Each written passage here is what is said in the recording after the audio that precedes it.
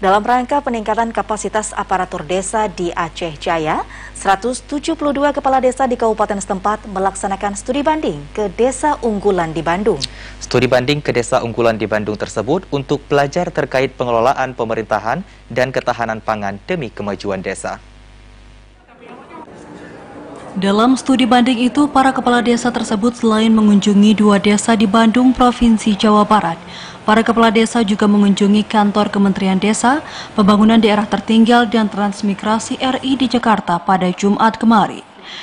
Kedatangan para perwakilan kepala desa disambut langsung oleh Sekretaris Badan Pengembangan dan Informasi Desa dan PDTT RI yang bertempat di kantor Kementerian Desa dengan penuh kekeluargaan.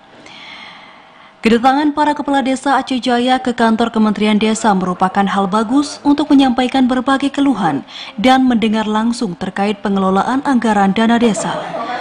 Sekretaris Badan Pengembangan dan Informasi Desa Kemendes PDTT RI Razali MSI di hadapan para perwakilan Kades Aceh Jaya dan Camat menjelaskan kehadiran para kepala desa salah satu hal bagus karena bisa mendengar langsung terkait hal yang menyangkut dengan pengelolaan dana desa. Ia pun menyampaikan menyikapi penanganan COVID-19 penggunaan dana desa, maka Kementerian Desa menetapkan prioritas dana desa itu untuk BLT, di mana BLT tersebut diharapkan bisa membantu masyarakat yang terdampak pandemi COVID-19. Secara regulasi memang disebutkan dalam rangka peningkatan kapasitas kepala desa tidak dilarang sebenarnya, cuma disesuaikan dengan kondisi yang ada saat ini. Kalau memang kondisinya sudah membaik dari COVID-19 ini dan upaya untuk meningkatkan kapasitas kepala desa itu mendesak, maka disesuaikan dengan anggaran yang ada.